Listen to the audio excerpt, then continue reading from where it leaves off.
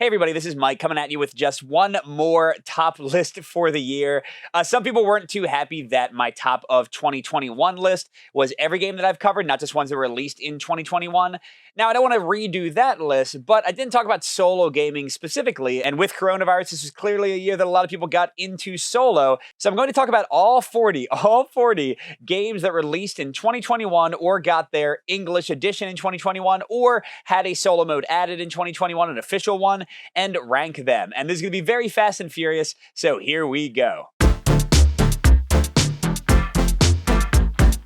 First at the very bottom, we have Dune House Secrets. This was based on the Detective series of games. I love Dune, but this one basically didn't have much game there. It wasn't really even a game. It was basically just reading some stuff because they took away all of the mystery, and without the mystery, there wasn't really much to do. At number 39 is Shovel Knight's Dungeon Duels. I love Shovel Knight, the video game, and I was excited about this one. The multiplayer is kind of fun, chaotic goodness, but the solo is very hard, like kind of super unbalanced and super random. You can just die by falling into a pit accidentally. Didn't have much fun with this. At 38, we've got Deep Space D6 Armada. I really like the original Deep Space D6 for a quick solo game, but this one was totally unbalanced, has a huge ramp-up issue where you get way too strong way too quickly. Just didn't seem like it got tested enough. At number 37, we have Roll Camera. I'm a film teacher. I love movies, and there was a bit of goofy fun to be found here, but I didn't find the dice placement puzzle to be that interesting, so it didn't hold my interest very long. Number 36 is Horrified American Monsters. I like this one much less than the original Horrified. It had some rules issues. I found the monsters not as interesting, and Horrified is more of a family co-op game for me anyway. Didn't really hold my attention for solo. At spot 35, it's X-Men Mutant Insurrection. What a waste of a good IP, and it's actually a step down in Elder Sign for me.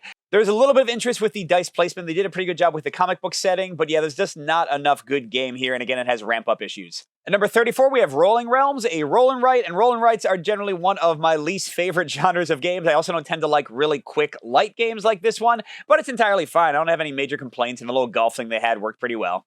At 33, we have Destinies. This is one I actually really enjoyed for competitive, and it has a great story, but for solo, you either play with no timer, which makes the game basically not really a game. You're just kind of walking through seeing the story, but it's kind of annoying to do the skill checks. And if you go into the timed mode, then it's way too punishing, and you can't really enjoy the story at all. So either way didn't really work for me. At 32, it's Oath. I think this one is going to be great for a lot of people for multiplayer, especially with 4 players or more, but solo was a mess. One of the 2 bots works pretty well. The other one is basically broken, and I would choose never to play with, and either way, you couldn't really do a campaign successfully. You really need more players for this one. At 31, I've got Wild Ascent, and this is the original version, not with the expansion.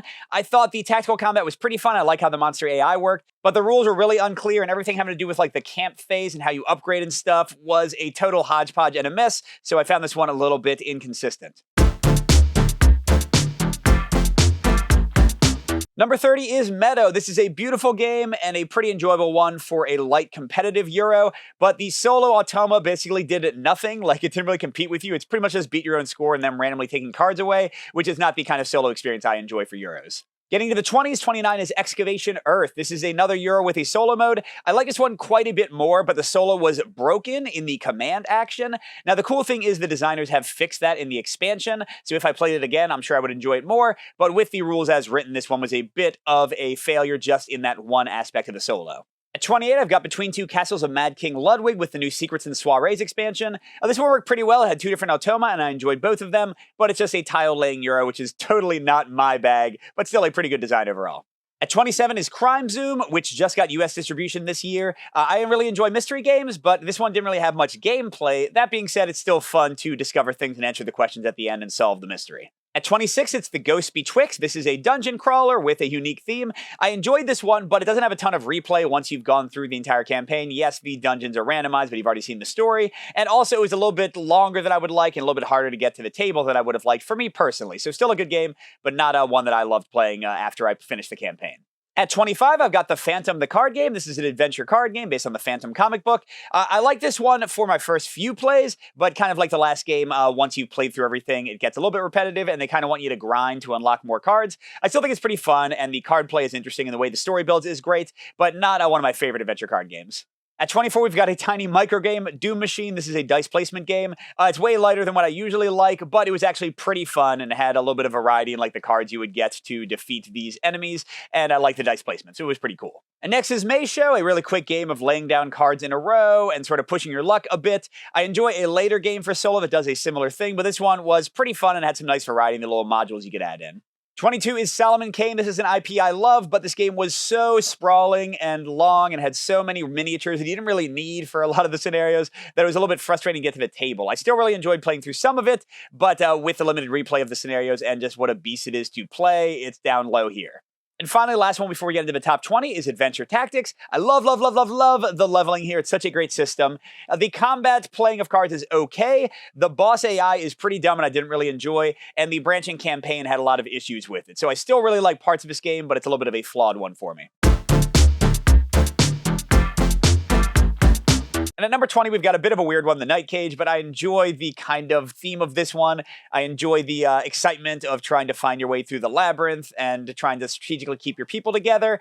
Still not a great game, and I definitely enjoy this one more co-op with my family, but I will play the solo sometimes. And 19 is Merchant's Cove, and this is actually a pretty good place because I think this is my highest ranked solo Euro. That's usually not my favorite type of game, but Merchant's Cove has really great variety between the factions, and if you get the Secret Stash expansion, it has some fun scenarios and kind of a campaign structure that you can play out. But it's still a Euro and it has a lot of swinginess in the market mechanics, so I didn't love it in the long haul, but it was still pretty fun. At 18 is Company of Heroes, a sprawling World War II game. The automa was kind of difficult to implement sometimes, but I did like the variety in the factions, although I want more enemies and they are coming with that later. And I like the basic gameplay and how you could upgrade your units and stuff, and the tactical combat worked pretty well. So a good war game. And at number 17, another kind of war game, although with more Euro sensibility, and this one is a very recent covered one, the Defense of Procyon 3. I really like the faction variety. I think the automa is really smart in how you can kind of predict what it'll do, and I like the card play for each of your factions and how you have to desperately try to survive. And number 16 is Cradia Wild Hunt Festival, which just got English release this year. I think this is a really fun, puzzly boss battler. It's very quick, and while I wouldn't play it co-op at all, the solo is great, trying to chain together your different characters' abilities to survive and beat the boss. And number 15 is the print and play solo and cooperative Keyforge Adventures for Keyforge. I don't like this at all for co-op, but for solo it's actually pretty fun, and I love the core mechanics of Keyforge, how you have to pick one house and only use cards from that house. I think that's interesting, even if the scenarios here are a bit of a mixed bag. At 14, we've got Soldiers in Postmen's Uniforms, the latest in the Valiant Defender series. This game is incredibly tense and incredibly tough, and a very fun strategic game. The only thing that brings it down a little bit to number 14 for me is that it's fairly samey when you play it a lot, because the enemies always come in the same basic formation. 13, it's a 1-2 David Thompson punch, is by Stealth NC. I really like the dice rolling here. It is incredibly tense as you try to get your subs through these places. It has some nice variety in scenarios. You can play a campaign where you build your characters up. Now, it is super random, which keeps it a little bit lower on the list, but I still really enjoy this one. And number 12 is Testament, another English release this year. This one, like Adventure Tactics, has great leveling and ways you can kind of take your team in varied directions. And like Cradia, has really good puzzly boss battling between your team. It's just a little bit more interesting for me with the leveling than Cradia, but a fairly similar game and really enjoyable. And right outside of the top 10 is my number 11, Hunted Mining Colony 415. I covered both this and Kobayashi Tower, the other Hunted game this year, but I only included this one on the list because they're basically the same game, but this is the one I enjoyed much more. I like the kind of push your luck row that you use with the cards. I loved the dexterity flicking of the alien combat in this one. It's quick to play and a lot of fun. Probably one of the lightest fun games on my list, but here it is. And in my top 10 solo games this year, number 10 is Terraforming Mars Ares Expedition. I love the variety in the builds you can do for this one, just like the original Terraforming Mars, but this one is much faster and more streamlined. The action selection is okay. That's one of my main negatives about the game, in that you just do the exact same thing and call the exact same actions over and over again when you get into the late game. But before that, it's pretty interesting. And again, the build's what raises this up for me. I just like pursuing different strategies. And here at number 9 is my third David Thompson game on the list, Undaunted, with the Reinforcements expansion. The automa did not quite work out the way I wanted. I think they bolster and deck build in kind of a stupid way. I don't really like how they scout. I think they made some choices that I would have made differently, and I did make differently in my own automa. But judging it for what it is, I still love the Undaunted system, and this works pretty well to make it solo playable, so it's my number 9. And number 8, right in Mike's sweet spot for theme, is Waits Nice 2nd Edition. This is a post-apocalyptic Australian survival and adventure game. I really like the narrative here. I love having your vehicle and driving around, how you upgrade your character, the quick combat, lots of fun things to enjoy, and lots of variety in the scenarios. And there's more coming with an expansion and an app with like open world gameplay. So this one's only going to get better. And number 7, another heavy narrative one, which is Sleeping Gods. This one would be a lot higher, but it is such a burden to deal with all the cards you get and all the characters as you get deeper into the game. And also, I don't like how open worldish it is. I like a more direct objective. But that being said, it's tons of fun to explore this world, find different quests, try out different things. I got through 2 full campaigns before I got tired of it. And the combat is a fun little like spatial puzzle. So pretty cool game overall. And the last game in a row that's almost all narrative is number 6, Role Player Adventures. This one has, in a way, weaker mechanics than Waste Knights and Sleeping Gods, but I think that the story is the best story I've ever seen in this type of game. And I like the choose your own adventure gameplay, and even though the game gets way too easy in the late game, I still enjoy the basics of the card play to mitigate your dice rolls. Number 5 for solo this year is Bloodborne. This is not usually my type of game, but I love this IP, and I really love this one solo, especially controlling 2 hunters. I think the interplay of the hunters, how you explore, carefully choosing your actions, and the really intense combat system all work great. Next, number 4 is the Dice Throne Adventures expansion for Dice Throne that adds solo co-op. Now, this I think came out like literally at the very end of December of 2020, but I didn't get my copy until 2021, so I'm going to call it a 2021 release.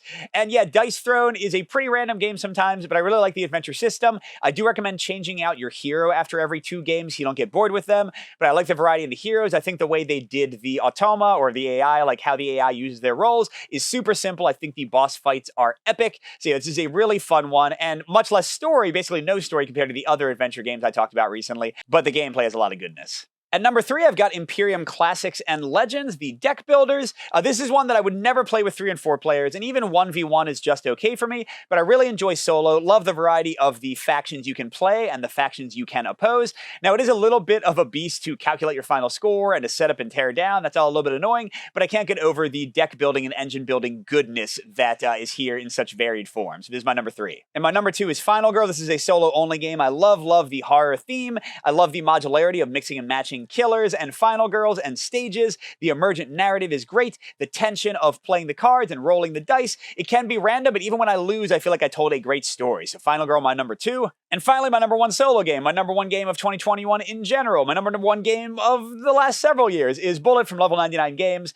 This is such a great puzzle game. I love the spatial puzzle. I love the variety in bosses, the variety in heroines, how each game feels different, but it's always incredibly engaging and makes you feel really clever when you pull off good moves. This is one of my top games of the last many years, and definitely in my top like 10 or 5 games of all time. So yeah, Bullet is my number 1 solo game of 2021. All right, everybody, so that's it. No more top lists from me, I promise, but I hope you enjoyed this last little one to focus on solo play, and we got a lot more solo goodness coming this year, as well as cooperative goodness. Thanks for watching, and I'll see you at the next stop.